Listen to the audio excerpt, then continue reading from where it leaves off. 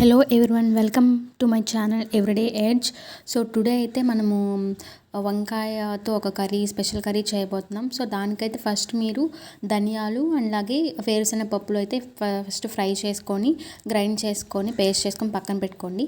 తర్వాత బాండ్లీలో కొంచెం ఆయిల్ వేసుకొని తర్వాత ఆవాలు, జీలకర్ర, కరివేపాకు అండ్ దెన్ ఆనియన్స్ అండ్ కొంచెం సాల్ట్ వేసుకొని ఆనియన్స్ని బాగా ఫ్రై అవ్వనివ్వండి. సో వన్స్ ఇవి ఫ్రై అయ్యాక మనము ముందుగానే రెడీ చేసి పెట్టుకున్న అల్లం వెల్లుల్లి పేస్ట్ అనేది యాడ్ చేసుకోవాలి. యాడ్ చేసుకొని ఈ అల్లం వెల్లుల్లి పేస్ట్ పచ్చివాసన పోయేంత వరకు మనము ఫ్రై చేసుకోవాలి. సో వన్స్ అల్లం వెల్లుల్లి పేస్ట్ ఫ్రై అయ్యాక మనం ముందుగానే కట్ చేసి పెట్టుకున్న వంకాయలు యాడ్ చేసుకోవాలి. సో మీరు వంకాయలు కట్ చేసుకున్నప్పుడు మీరు సాల్ట్ వాటర్లో అయితే వేసుకోవాలి, ఎందుకంటే వంకాయలు అనేవి మనకి టేస్ట్ మారకుండా ఉంటాయి. సో బ్రింజాల్స్ యాడ్ చేసుకొని మనము కొంచెం సేపు మూత పెట్టుకొని కొంచెం సేపు మగ్గనిచ్చుకుందాం.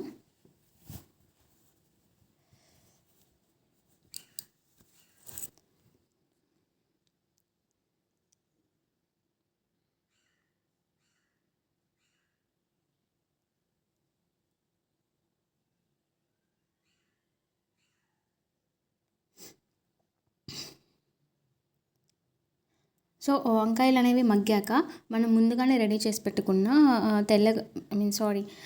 వేరుశనగ పప్పు అండ్ ధనియాల పేస్ట్ కూడా ఇందులో యాడ్ చేసుకొని వాటర్ పోసుకొని కొంచెం సేపు ఉడికించుకోవాలి.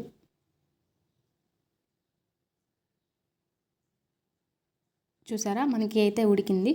సో ఇప్పుడు మనము కారం అలాగే పసుపు అండ్ మీకు సాల్ట్ తక్కువ అంటే మనం స్టార్టింగ్లో ఆనియన్స్ ఫ్రై చేసేటప్పుడు కొంచెం సాల్ట్ వేసుకున్నాం కదా.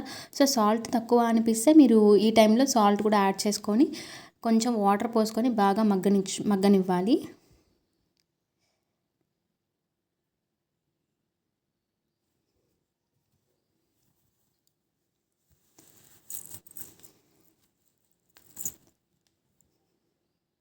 సో వన్స్ ఇది అంతా మగ్గాక it will take some 5 to 10 minutes.